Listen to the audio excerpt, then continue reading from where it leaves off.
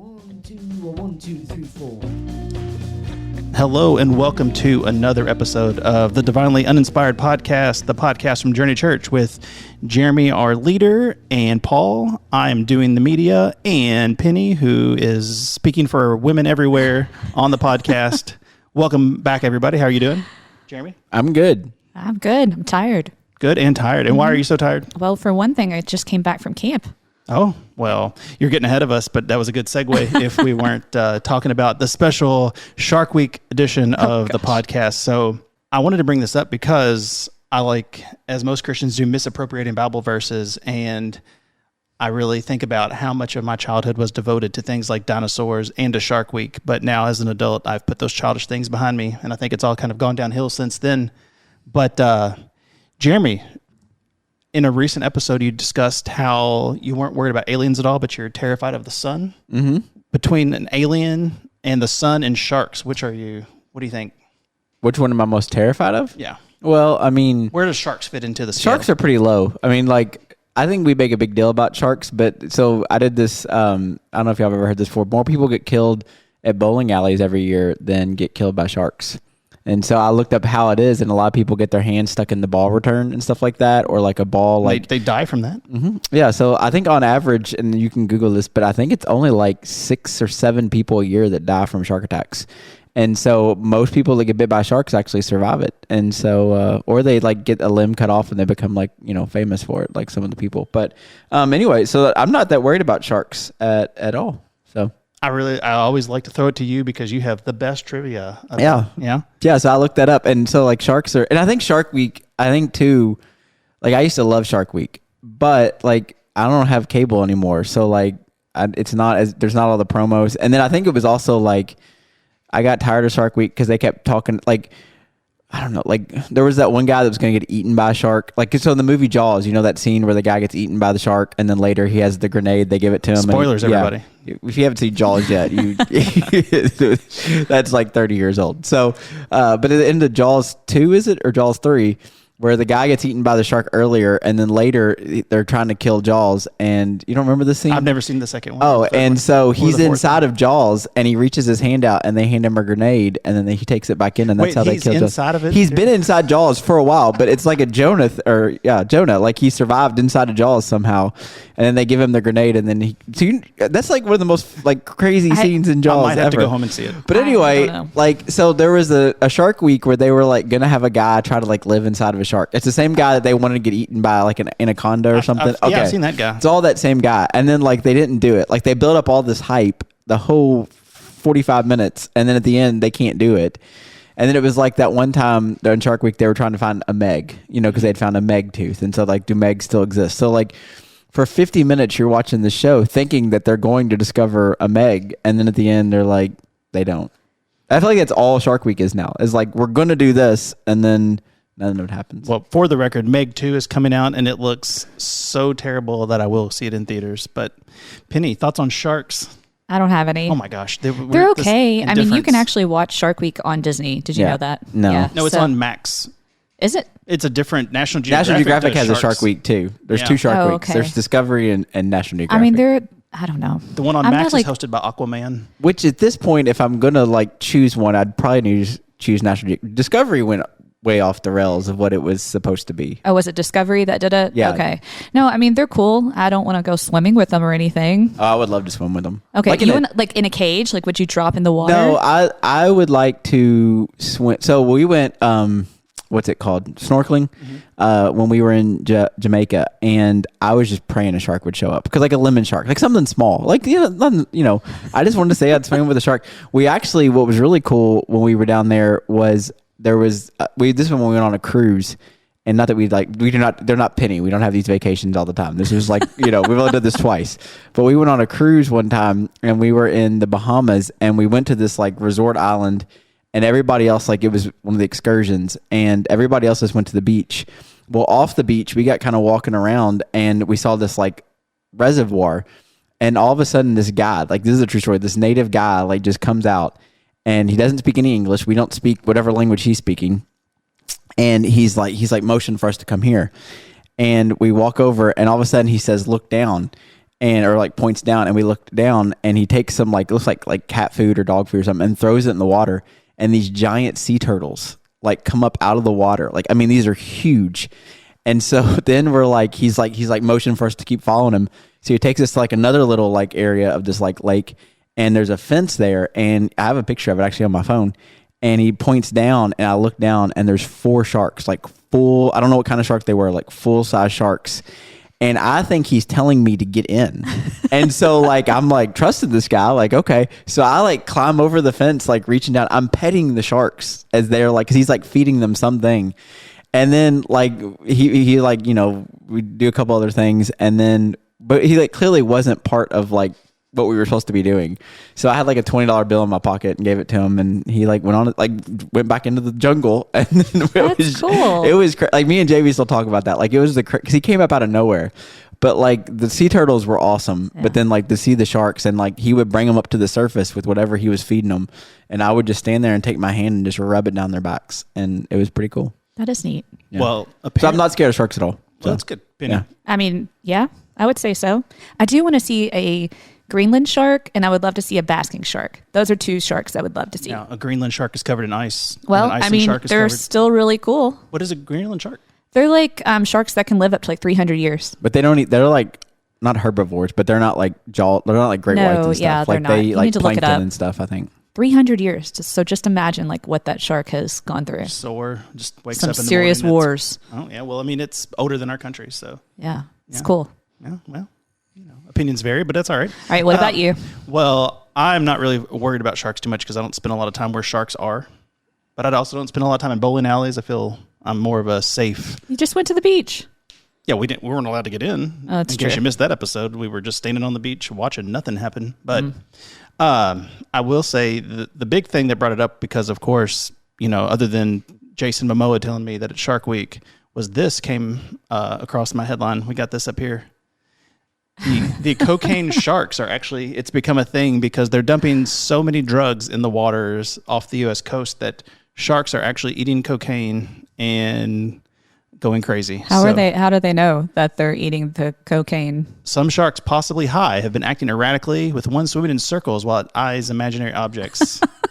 I think you can just see it in their eyes, and other blood tests, you can tell that sharks, when they get in trouble. But do they die? I don't think so, but maybe. I didn't really. It was more of a headline clickbait thing, but because we're so excited on this podcast, at least when animals eat a bunch of cocaine, that this is a big deal, that sharks in Florida are eating, cocaine that falls off of boats and is dumped by smugglers. So what was that Samuel L. Jackson movie with the sharks? Do you remember that? That was Deep Blue Sea. That was good. I liked that. That was a good one. Some really terrible acting, but it was a good movie. And a great LL Cool J theme song. Yes, you're right. His head is like a shark fin. That was that was when it really started kind of going downhill for old I'm not really James. sure why that made me think of that. I guess because the sharks were like... He got eaten by a shark. I mean, listen, Samuel L. Jackson is a national hero. He was in Star Wars. He was in Jurassic Park. He got eaten by a velociraptor. He got eaten by a shark in Deep Blue Sea. He did this big speech, and then all of a sudden, you need to watch it. He was in Coming to America. The man he's been... You're 100 times more likely to die from falling off of a ladder than you are a shark. I also don't get on ladders very often, but listen, Shark Week is probably pretty entertaining still if you're a younger person. If you look up people falling off ladders on YouTube, that's a whole week's worth of entertainment. So this is true. So I'm looking this up. And so it's all these odds of getting like killed by a shark versus other things. You're more likely to get killed by a champagne cork popping off and hitting you. Killed? Depending on, I guess, like where it hits you, maybe, or how. I mean, those things come off with a lot of force. So it's just like David and Goliath, but maybe it goes in your throat, or there's all kinds of things. Fireworks, setting off fireworks, falling off a ladder, a lawnmower. Anyway, so... Well, lawnmower is horrifying, but there's something about the thought of a champagne... being somewhere where a champagne cork is being popped and it going down your throat. So throwback, you're more likely to get killed getting trapped in quicksand than you are by a shark. Remember our quicksand episode where we thought we were all supposed to be scared of quicksand? Yeah. Yep. All right. That is interesting. The good news is everything that we're worried about as children, it seems like the world is full of other worries than that. I feel like Jaws just made that... Like like the Jaws thing, and then like they make all these, because obviously a shark could kill you, but like the likelihood of them killing you. Orcas are what we need to be scared of. Yeah, so orcas apparently are attacking boats in Europe, and they're training other orcas to do it. Yeah, Nice. they're smart. So orcas are really, they're very worrisome, more so than sharks. We're just perusing a couple of articles here, but it's happened a couple of times where boats are being taken down by killer whales. And, you know, we grew up on Free Willy and Jaws, thinking Jaws is terrifying, and Free Willy, Yeah. well, let that guy out in the ocean, and then he's on a murder spree, So no doubt. I guess the question is support SeaWorld or don't support SeaWorld. I think you're not supposed to support SeaWorld Well, we anymore. talked about that when we were in Orlando. SeaWorld looks like it's given up. Yeah, like it it's did. just like it's just Well, given they put up. in roller coasters now instead Well, of... they have to, because they can't, like, If you you saw drive past Blackwater. it and it's not, it's like right next to like a Target at TGI Fridays, and like SeaWorld's like right in the middle of it. Well, Like, then the Holy Land closed. Really, Yeah. Orlando's, it's rough. but there is an interesting show on Disney, I guess it's maybe National Geographic. It's like sharks versus dolphins, sharks versus orcas, sharks Wow. versus whatever. And the dolphins one was interesting, but the orcas was pretty much just like, no, an orca's just going to kill a shark. And they were like showing like where orcas actually hunt great white sharks because of I their did- their yeah. liver, their fatty liver, and they like it. And so they'll go hunt great white sharks just to kill it for its liver. So anyway. Well, that is wild. Well, then that brings up another point, because I read an article recently saying that sharks are more like the pit bulls of the sea, where they look intimidating and scary, but there's very few attacks, like Jeremy said, very few fatalities, but it's the dolphins that are the real jerks. And we love dolphins. We love Flipper. We loved all these things, but They don't like babies. they're... Paul's pulling up an article. So. There's an article of 7 reasons that dolphins are kind of jerks, and this is the very least profanity of any of the articles about dolphins I could find. That's why it's up. Apparently, dolphins, they kill other people's babies. They kill their babies. They steal babies from other animals. Yeah. They murder them, and then they replace them with, you know, the way dolphins do.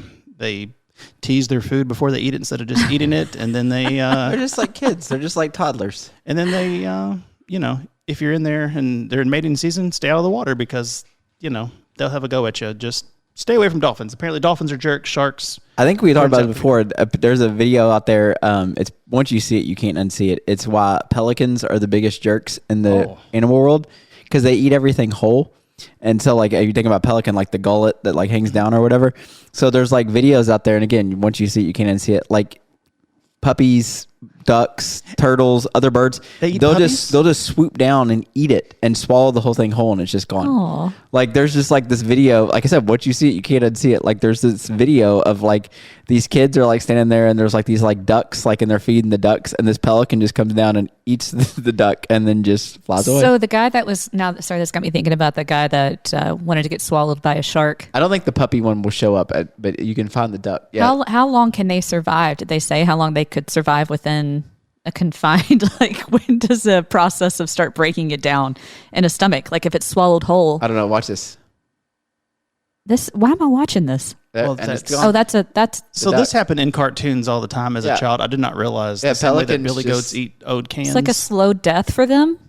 I mean, I don't It's know. not a Venus flytrap. I feel like it just gets in there. My favorite joke, nature's just scary. My favorite joke of Mitch Hedberg, and I can't use the language he uses, is he goes, We can beep it down. he said basically like if you could go down in the ocean and like see all the fish, all you'd hear was oh crap, because it's just like fish eating fish, like eating, like all they do is just eat each other, and it's whole. They eat each other whole. Like No, I don't think that one's gonna come Well, I up don't want anymore. to. I I don't think think it so. got removed Where are orcas like native to? Like, where are they at? ocean. at the ocean. You guys, come on. Well, these in Europe. what area? I think that they are Pacific Ocean. I think they like the cold water, but they're like sharks. They like sharks. Like if you watch Shark Week, I watched one time. Like sharks here will like start here and then end up like on the coast of Africa, because they do those trackers. Like they swim the whole ocean in a year. And I think orcas are very similar. Like they have like patterns where I mean, all they do is swim all day. So like, Right. you know, you talk about a Greenland shark, like it's 300 years. All it does is swim all day. So like, it just swims. So hit the pool this summer, people. It's a Yeah. secret. Eat fish and swim. You live long. Yeah. It's good. Eat a couple dogs if they come your way. Yeah. I guess. Gosh. So on, hopefully we've, helped you out with Made you a all, little bit yeah. a little bit of science, a little bit of biology for you. But we're going to talk about now, in the smoothest of segues ever, Penny is back from not another one of her glamorous vacations, but the opposite. She was at kids camp, and if there is a place further on earth than Hawaii, it is kids camp. So how'd that go? It was good. It was 1 week at White Mills. We left Sunday night, came back on Friday. We had 18 kids come from Journey, so it was a good week.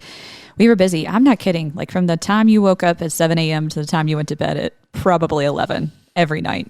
It was crazy. It was good. I heard my youngest was at that camp. She's just 7 and she had the time of her life. But what do you do with that many kids? Because that's 18 from our church, correct? So how many were there, you think, total? There were probably 175 total.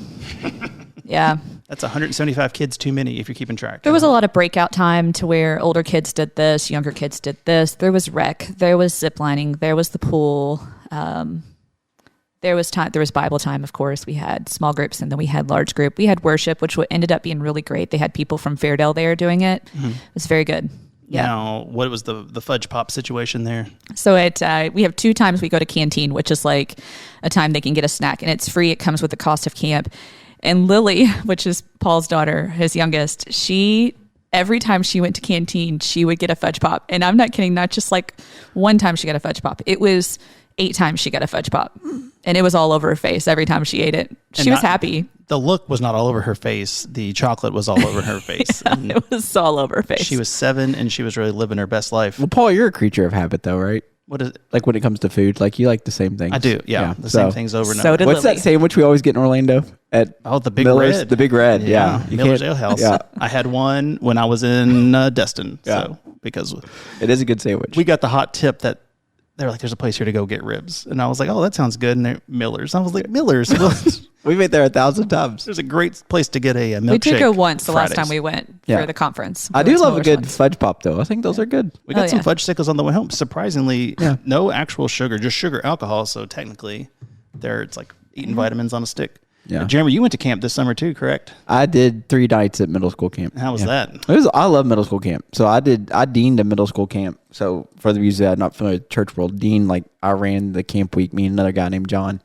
And I mean, we loved it. We would have like 350 middle schoolers for a week. And I mean, we had a huge faculty of like 60 kids or adults, young adults. But it was awesome. I loved camp. Did you all do camp as kids? I did. I started going to camp when I was probably in kindergarten. Oh, wow. Like was the it White day Mills? camp. It's like day camp, yeah. Yeah.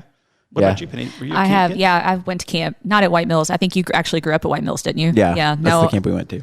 no, I didn't grow up at White Mills, but I did go to camp every year. We went to crossings every year. It was fun. Yeah. So this is my first year at White Mills. In fact, actually, we were talking about it because between being a camper and then when I was a student minister, I took kids to camp and then deaned, obviously, for 7 years. And now I'm the speaker most years at middle school camp.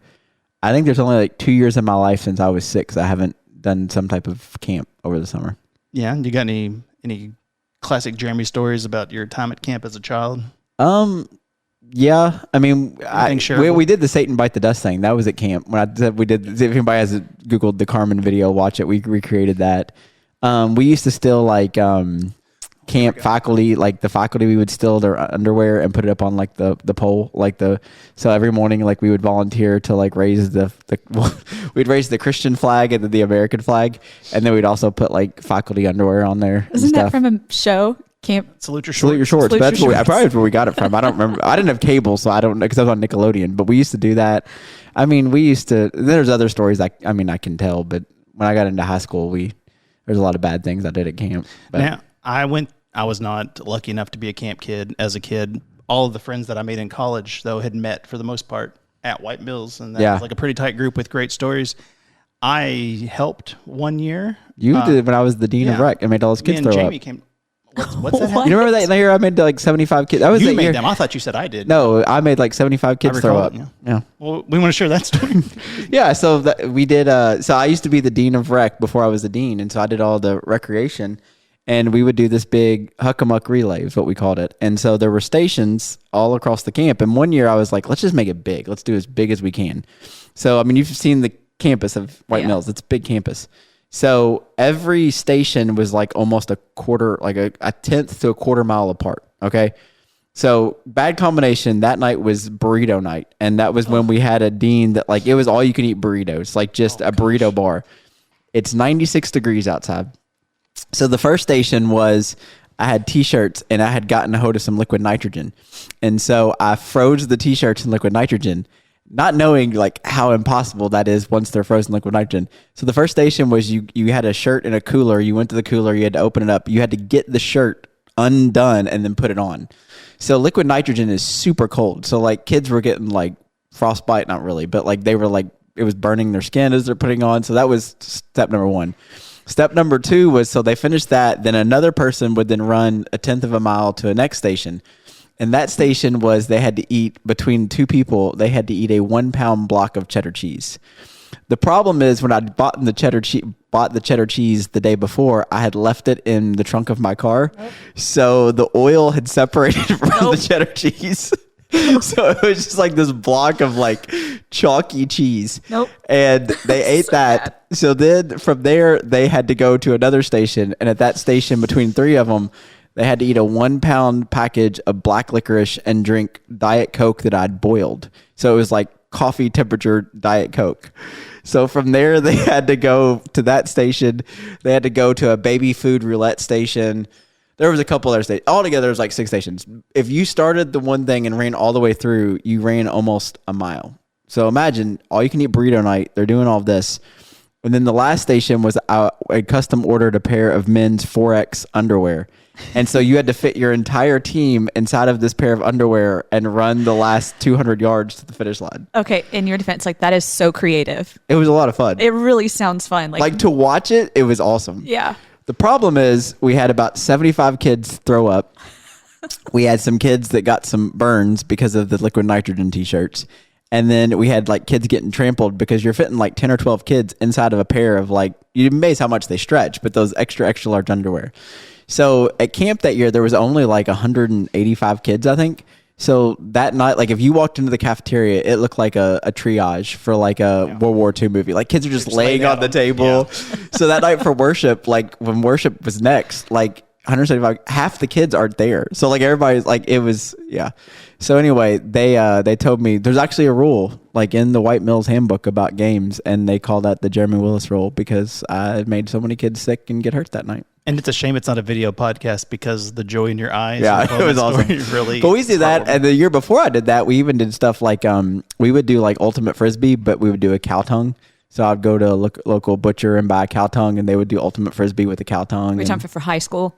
Middle school. Oh, okay. Yeah. Well, I went the one year, and I remember that, and I remember the pranking that went wrong because I was in the boys' bunk, of course, and they were going to get Jeremy. They were going to get him, and 3 or 4 of them were plotting, and they're like, oh, this was back when Jeremy, before he started shaving his head, and they're like, we're going to put Nair on him. We're going to put Nair in his sleeping bag. And he's going to wake up, and he's going to not have any hair. And then one kid backed out, so that kid got all the Nair and the icy hot put in his sleeping bag, and I'm like, oh my goodness, friends for life. But that's kids were like plotting revenge, but they had fun. So. That's what camping's all about. Yeah. I think we need to dean a White Mills camp. Yeah. Be fun. I love doing it. Like with the years that what they always joke about is that was my last year deaning rec. And then the next year I got promoted to the actual dean of the camp. And so like with them for like 7 years, we ran a middle school camp, but just failing upwards. So the first year deaning a camp, of course, there's all these rules they go over when you first get to camp. He's doing air quotes and where rules, you by can the way. Go. Yeah, rules. And so one of the rules is obviously you can't go down by the river, Yeah. And part of it is because if you're familiar with White Mills, when you pull in, at least the old entrance, there's a waterfall right there. And sharks. Probably. Yeah. And so we had made this video of all the things you can't do at camp, but we actually did them. So like, it was like, you can't do this, you can't do this. So we did a video of them doing it. And so my friend, Ryan Beard, who like people. Full name too. There you go, Ryan so Beard. he probably doesn't listen. I think it was Ryan. It might have been Chris. One of them, we made this video of them jumping off of the waterfall into the water. Well, we didn't realize is how powerful that is. And so as soon as they jumped off into the water, it immediately sucked them under. And they didn't come up for like 40 seconds. And they're under the water basically being turned around. And all of a sudden they shoot out, like we're like looking in the water, like right below the waterfall. They shoot out like 20 or 30 yards down the river. They pop up. And like in my mind, I'm like, I'm gonna have to call their parents and be, because they're, adults, but I'm like, I'm about to call and be like, I killed your son, like, it was pretty scary. So we never did that video again, but yeah. So So if you want to go to camp with Jeremy, no, kids love it. So I remember we talked about having adult camp. So would you go to an adult camp that Jeremy deemed? Absolutely. Yeah. Yeah, it'd be fun. Sound like the time of your life. Yeah, we had a lot of fun. A lot of waivers, I feel like, before. Yes, it would be. Yeah, It'd we be used to fun, get though. those giant. We had to stop doing this because a kid got hurt. But we did. We used to get those giant. I mean, like huge. They're not catapults, but slingshots. And we would shoot balloons. I mean, you could shoot them 200-300 yards. I remember those And we would be back by like where the canteen area is, like pelt kids with water balloons as they're coming out of their dorms. I mean, it was I remember that the year I was there. Now that you said, that's funny. They would come. They would call them in for food or whatever canteen, and they'd come running, and then we just started 2 or 3 would pelting just them. hit the ground. That's great. We would just pelt them with water balloons. Yeah, if it sounds ridiculous, but I mean, these are memories that people have made through a lifetime, and there's friends that people still have. So if you haven't sent your kids to camp, talk them into it. It's both of my kids who I would call, well, my oldest especially, a couch child. She did adventure camp a couple years and did regular camp this year, and just the time of their lives. No, and it sounds like I'm sure parents are like, I'm not, like the kids have fun. Like we never really were, like the Huck and Muck relay was just a combination of, like at no point was I like, I'm going to make kids throw up tonight. Like we used to do the big earth ball. So me and John did Indiana Jones, you know that scene where he's running in the Temple of Doom? We ordered this 8-foot ball. It's Raiders of the Lost Yeah, Ark. Raiders of the Lost Ark or whatever. And we ordered this 8-foot ball, and we would like recreate that game. And so like kids are running down this like thing, and like this 8-foot. I mean, and then it runs over you, and it's just inflated, so it doesn't hurt. But like once it's on top of you, like you just actually you could get inside the ball too, which we never did. But yeah, It's definitely confirmed. We have to dean a camp. Yeah, it would be fun. Yeah. I'm very jealous of your all's childhood now. It makes me, wistful for a past I didn't have. We did. I never did this because this was gross, but we did a game. So everything I learned was just from the guys before me, and then I just took it to another level. But they used to have this game where they would take, and this is the grossest thing ever. Well, they did 2 games. They did one where his name was Bart Stone. He's actually a pastor down in Atlanta now. He would come out on stage, and they would take a kid to the back, so the kid never knew what was going on. And he'd come out, and he would take peanut butter and put it in one armpit, and then take jelly and put it in the other armpit, and then take pieces of bread and slice it and like just wipe it off, and then put it together, and then they put it on a plate. And then they would have like a who could eat this peanut butter and jelly contest the fastest. And so what was funny was they would do like as the kids eating it, the video is playing behind them of them like making the sandwich or whatever.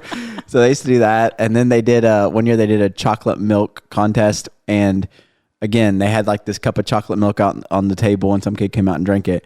Well, what they showed was the video of how they made it, and it was like a bunch of faculty like eating Oreos and then brushing their teeth and then spitting into the cup, and then they would stir it with a spoon, and it looked just like chocolate milk. If there's any kids out there listening, the one thing I would say about camp is you just don't volunteer for anything on stage. Just And that's the enjoy thing. show. Most of the kids that volunteer are like the kids you're like, either they kind of deserve it, or they're the kids like they wanted to do want it. attention. Like, it's a memory for the rest of their life that they were the kid that did that. Oh, Now, the last time I was down there during camp was a couple summers ago when Spencer and Tate did a special episode of their show, and I've never seen the kids did not get in on it because obvious reasons, but they did the hot peanut challenge on stage, and I've never seen someone so sick as Tate that week. He had our old youth pastor and his friend used to do a little show here, and they had a hot chip challenge on the episode one time, and we eat these spicy chips that you have to touch with a glove so you don't accidentally rub your eye or anything. And he ate this chip at church, no issues, no problems, and just went on about the rest of the episode.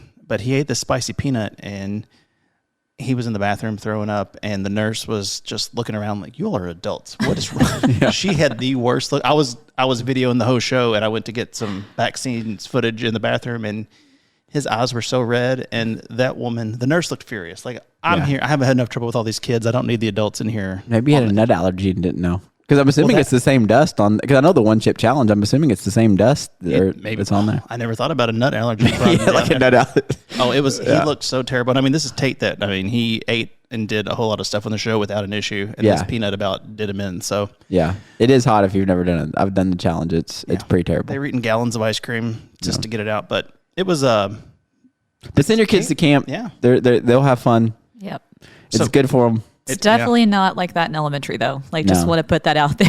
We're not going to scare middle your school children. camp's a whole nother level. And we never scared anybody. Like, it wasn't scary. It was fun stuff. Like, well, parents out there, if you have elementary kids, they're reasonable somewhat. They're sweet-ish kids. I mean, I think that's the point. Like, Paul, that story, I mean, I didn't really know Paul then. I mean, that was what, 20 years ago? Oh, man, and you don't say still that. remember that night. Yeah. The kids that like, I'll still run into kids and they'll like recognize me from the years I did rec or with like the dean. And they'll be like, do you remember when we did this or you did this? And like, it's like, those are memories that like the rest of their life they're going to have. Well, yeah, I mean, I don't like to bring it up. That was a long time ago. That's Yeah. very straight. And if you're wondering if there's someone out there for everybody, that was probably the week that Jamie fell in love with Jeremy when he made all those kids sick. She hated me. We didn't start dating until like 3 years after that. But that was probably in the back of her mind, like, Yeah, she you really hated took me that charge. week. So, well, then bringing up this topic, and it leads us to the next thing. And so last time we were together, we were talking about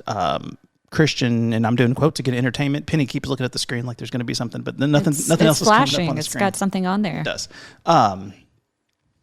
So a lot of the entertainment that I am entertained with now was clearly made, if you really get into it, by people who were involved in church as kids. You can tell by the things that they parody or by the way they talk about it, like podcasts I listen to. And I wanted to talk about what we can do. Well, these people, and they have gone other directions. Let's just say that. So they make very entertainment now, but they have gone away from Christianity. So I would like to talk about what we can do as a church and as people, where you get kids interested at a young age, but you don't alienate them and you don't push them away with what's going on. Because, like I said, a lot of the people that comedians and things, they talk about they're well versed in the Bible, they know all these things, but they talk about their childhoods and just how terrible like the minute they got out of church and the minute they get old enough to make their own decisions, they went away. So how can we,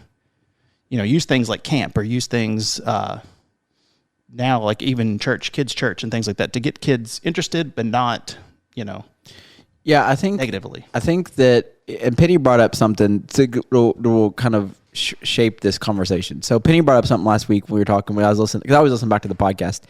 And we were talking about like culture and media, and hopefully people don't think we were like completely trying to bash all of it, but that was in the 90s and 80s. And the reality is, especially youth group hasn't always been a thing. Like, we don't realize that. That's within like the last 50 years. Like before that, there wasn't a thing called youth groups. Like in 1920, you didn't go to church and go to a youth group. And like even in the 40s and 50s, like youth group is a relatively new phenomenon, really started in like the 70s.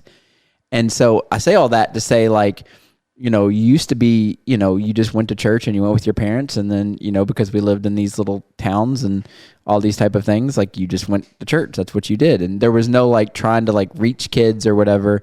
And then in the 70s, that kind of like youth ministry kind of got started and kids ministry eventually became a thing. I mean, and so all that to say, like all that stuff that we were exposed to in the 80s and 90s was just, they didn't know what to do. So they're like trying to create this content that they think we're going to like. And I think that's why like comedians now, when you listen to them, I mean, like we talk about like, if I brought somebody in off the street and just took them to like a power team, like you remember the power team, like they would be like, what in the world like is going on right now? But like they were just trying and experimenting and trying to figure out things, and so part of that, like we have to give Christian media, at least back then, a break, because they didn't know what they were doing. They were just trying to, they was like, here's a big net, let's try to catch people's attention.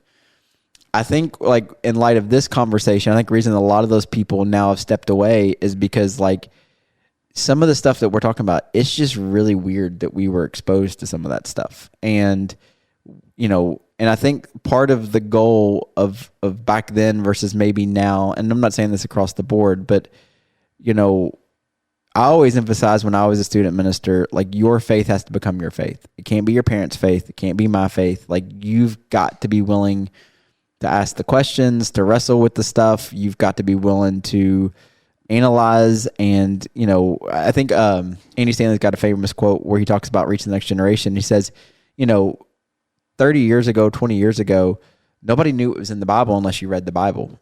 Well, now with Google, you can start Googling this stuff. Like you can see this stuff. Like you can know some of the stuff that's in the Bible. You can find websites of people debunking all the myths and stories of the Bible and all. That stuff didn't exist 20 or 30 years ago. It really didn't. And so I think with kids, like we have to like focus on, the faith aspect of it is it has to become their own. They have to give permission to ask questions. And like, obviously I do what I do for a living, but my kids, and even though they're young, like they have permission to ask questions about things, and we'll ask them when they learn a lesson. We'll be like, what's what I'm saying? Like, well, what do you think about that? Like, do you have any questions about that? And not that I don't think that Penny and her team aren't doing a good job, but it's more like, I don't want them just to be told what to believe. Like, I want them to really work through the process of what they believe. And I think that is a difference, hopefully not only at Journey, but this new generation is experiencing versus when we were kids, we were just told this is what you believe. And I think that can mess people up. And we're told by, tomatoes and VeggieTales, like, this is what you believe. And so anyway. Yeah, I think being told I was not part of a youth group as a child, and the church I went to, we had Sunday school, and then you were in big church. And I can tell you that as a young person, nothing will turn a kid away from Christianity more than big church, I think, because it's for grown-ups. It's not for... Yeah. I did not realize that children's ministry was only so fresh as, the 70s. That's what do you think about that, Penny? I think that back in the day, Christianity, even now in churches, it's presented as a set of rules. Here's what you have to follow in order to be a Christian. This is what you should do. This is what you shouldn't do. So in the 90s, when all the music came out and all the comedians came out with they're like, okay, this is okay to listen to this type of music, but it has to be Christian. Or it's okay to listen to this comedian, but it has to be, clean jokes or whatever, like jokes that are appropriate that could be said in church, So they were giving us kind of like an out, but also still confining us to rules, right? And there should be boundaries that you're teaching your children, but also during that time, we're also getting taught things in Sunday school, like still the same story, same Old Testament stories and whatever. Those are great to be taught, like Adam and Eve and Noah and Moses, and all those are great stories. But what I try to focus on in children's ministry now is you don't have to lose your identity as a child to love Jesus. Like, it's still possible to like Pokemon. You still want to be a little weird and like other things. That's fine too. Jesus, what's wrong with Pokemon? The most satanic thing. I'm just kidding. It is not. It's not satanic. It's annoying. It is not. Pokemon? Whatever. Okay, it's still the concept of things that children were taught were bad don't really make you any less of a Christian or love Jesus, or Jesus doesn't love you any less because you like those type of things. So for me, my wheels are always turning as a children's minister that you don't have to give up things in order to still love Jesus and to learn about him. And we talked about this. This is one of the things that when I was brought on, that I want the ministry to focus on Jesus first, the story of the New Testament, to grow to love Jesus and understand what he's done for us and why, you should love him as he loves you. And then as they grow, the Old Testament stories kind of fall into place, like the understanding of the moral that comes behind it, right? But that was one thing at camp that I kind of struggled with, because it was a lot of Old Testament teaching, and a lot of our kids, they understand it, but I'm trying to figure out a balance as a minister. Like, I'm always trying to figure out like what's appropriate, what's not appropriate, what do they understand? Like, I want to be an example to them. Like, that's what I want to do. I want to love on them because Jesus loves me, and that's the only way I know how to do that, is to model that.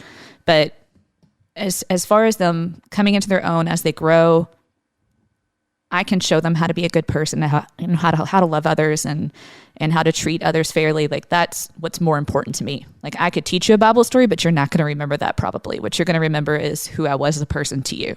Mm-hmm. So that's what we need to be as ministers. And I think that's like the important thing too. Well, I think two couple points. 'Cause I think I agree with you. Like, the first thing, like the Abraham story, like, we teach kids like the song Father Abraham. And many sons. And many sons. Yeah, he had sons. One of them he had with the maid, and the mom, the wife. I mean, I'm just saying, like, we teach these kids this song, but then you get older and you start reading the story yourself, and you're like, yeah, he had many sons. One of them was by the maid, and the wife approved of it, and then there was a fight that's still going on thousands, to this day because of those choices. I mean, we talk about like David, but David and Goliath, yeah, but we don't talk about Bathsheba.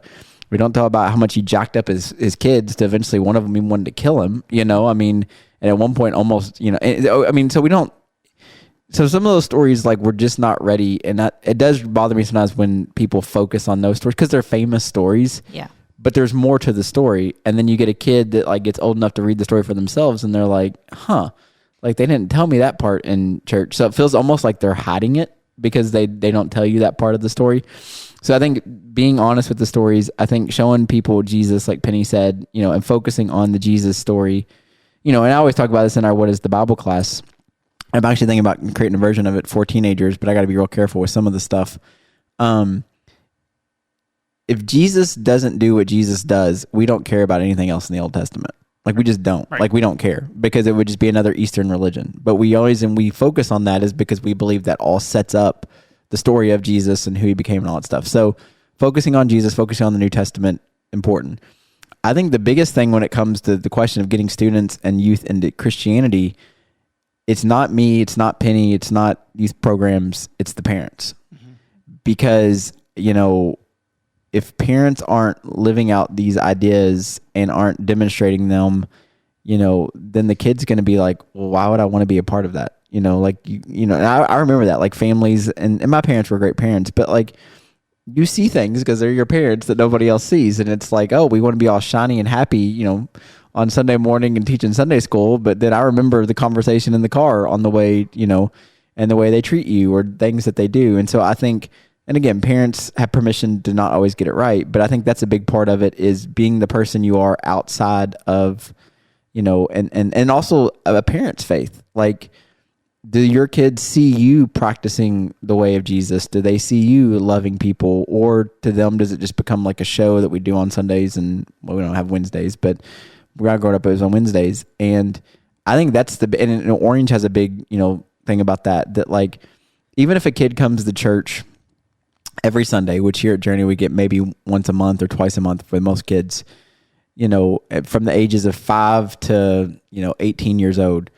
I mean, that's it's like 200 hours or something like that, maybe, that we get exposed to or something like that, or versus the comparison of how many hours the parents have of influence is astronomically different. And so I think that's the biggest thing is for parents, like encouraging their kids to go to church, but is great, but modeling that behavior is more important. And also, like, I think, and I'm not trying to like knock parents, but this is like something me and Jamie have talked about, like our faith, not me being the pastor, our faith that our kids see is going to be more influential than any sermon I could ever preach, and so also emphasizing things like, I'm not trying to knock all parents, but like when you say, okay, it's okay to miss church, and the point of church is not attending church. The point of church is being together and worshiping in community. But when parents say like, it's okay to miss church because we're going camping or we got a baseball tournament. Well, in some ways what you've communicated is those things are more important, and I'm not saying that we shouldn't, again, it's not the point of church is we don't keep a roster of attendance here. Nobody gets the gold star for making 4 weeks out of 4 weeks. We do have Thursday nights, just in case you're somewhere on the weekend. But like, I think that we sometimes as parents communicate things to our kids we don't realize we're communicating. Does that make sense? And I think that's where we have to be careful with some of that stuff. And then also, I think the biggest thing that I noticed from my story, and we can talk about that some other time, is and like I said, I'm not trying to be like I'm the smartest person. I had like what I would consider probably advanced questions as a kid about faith. And I would get terrible answers, or I would get, now what I'm finding out, were made up answers. Do you know what I'm saying? And I think that was, as I grew and started studying things myself and became more able to have access to books and then eventually the internet, like there were things I was told about questions I had that turned out not to be true, or they were just making them up. And it's like, well, that's going to jack a kid up, So I just want to tell everybody, like, there was questions when I first started Journey. I would just ask Jeremy and he would just tell me, I don't know. Like, I don't know the answer to that. I don't know what to say to like make it better or to say like what the right answer is going to be. And it made me more comfortable to be able to tell my kids that too. Yeah. Like when they would ask me something, instead of making up things that someone would have told me when I was younger, I would just be like, I don't know, let's try to figure it out together. Or, it's okay to have an opinion of what you think might be or might not be. So it made it easier for me to hear that from you, to know that my leader was telling me it was okay to say that. Yeah, and I meet with people all the time. Sorry, I didn't mean to cut you off. I meet with people all the time, and they'll ask me these questions, and I'm just like, I don't know. Like, it's okay to say that. Like, it's okay to say I don't know. And I think that I think it's a pride thing for a lot of people, like that they think either pastors, but I think parents, Sunday school teachers. I mean, I remember like, and I don't want to get into total example. I mean, I remember like asking questions or hearing other kids ask questions that now I'm just like, that person just made that up. Like they didn't have any, And I'm wondering if it was a pride thing, like they wanted to have an answer, or they wanted to be like, it's all nice and neat and wrapped up in a box and here's your faith, versus just being able to say, you know what, I really don't know. And I often tell people, like when we talk about the big stuff of life, I often tell them like just straight up, like this side of life, I don't know if we'll ever know. Like I'm hoping that we're going to find out one day and it would be great. But this side of life, I don't know if we're ever going to know the answer to that question you're asking. Well, there's, I think, a real danger, and it's another one of those minefields you walk through as a parent, but of just making up answers that one day your kids will find out that it's not true, and then they start thinking, well, what else, you didn't know the answer to this story, but you've also told me this, about Jesus. Did you just make all these things up? And then they start discounting everything you said, and then at some point it just becomes too much, and they just kind of, they walk away because it's, what do you even believe if you've been told something, for 20 years and you find out as an adult, so much of it was just, nonsense. So I do like the ability to just say, I don't know. I can help you find answers. I can, we can look into it together, but I'm not the, go-to resource for everything. So I think that is a good lesson as a leader, Jeremy. We appreciate that. I would say, since the start of this church, this was the first church I was ever a part of that really kind of got into some of the more, like deep into the stories, like, you say, well, we want to talk about this part of a famous story, but we don't want to get into the context of what happened afterwards and why this happened. And I mean, even in adult church, we talked a lot about, the famous stories of church and, the reasons behind them, and then trusting God, which is very important. But then they don't say, well, this person was also very flawed and they did this. It was like, oh, we expect every Christian now to be just like everyone in the Old Testament and trust God, and then everything is aces, but that's not the truth in life. And I think it backfired so much because, not what we're doing, but what most people do, is because to me, it makes the story much more appealing and much more believable when you get to the dirty stuff. Like, you know what I'm saying? Like the bad stuff that they did, because then it's like, cause I think what happens for a lot of people is, if all we ever did was paint this picture of Abraham or Moses or David or pretty much any of these stories that Noah, all of them, Jonah, because we just teach the kids the shiny, happy version, of what happened, and it all worked out, and God's great, But what happens is, okay, these people were completely faithful in spite of all these things. They never messed up. Well, that's not obtainable. Right. I can't be that. And it makes it feel like that when I do mess up or do have these issues, well, I'm never going to be like them. And so why even bother? Because if that's who God likes, I can't be that person. But then you open up the story and you're like, oh no, Abraham lied multiple times. Like, okay, I can relate to that. David struggled with lust. David struggled with family issues. David struggled with pride and ego. Okay, like I can, and the fact that God was still able to use those people to become the stories that they became, these legends or heroes or whatever, like that makes the story better, I think, not worse. Oh yeah. And I feel like that we should embrace that. And again, you got to be careful, again, go back to like what you expose kids to, but no, I think the earlier we can start talking about those sides of things is better for the faith story. Well, we had, a little bit of, so we would have like David and Goliath talk, and even, we didn't get into it last week, I had action figures. There was like a taller Goliath, and then you had the little David and whipping something at him, and you're like, oh, well, he was outmanned on earth, and he was scared, but he trusted God, and he won, and then everything was perfect. And then there's other David stories, but there was like a disconnect where no one brought up the fact that the David from David and Goliath is also the David from later on with all the other issues. And you're like, oh, this is it's one story of one person's story. It's like one chapter of someone's story, not the whole story. So when you're a kid and something happens and, you trust God, and then not everything gets better immediately or your life's not perfect, you're like, wait a minute, well, why not? And well, life is not that way. Just because this happened as a child, he also had other things going on. So is there a... Well, I think so. Like one thing, not just with faith, this is for adults, but like this is something very real we just went through. So like, here at our church, we have a staff, and anytime you have people, there's going to be disagreements, there's going to be arguments, there's going to be issues that come up. And so we just went through a season where we were working through some of that stuff. And I know that like one staff person, asked me, and I felt like this, like, how long do we have to keep going through some of this stuff? Like you want it to all be shiny, happy all the time. It's not, just so everybody knows. And, how long?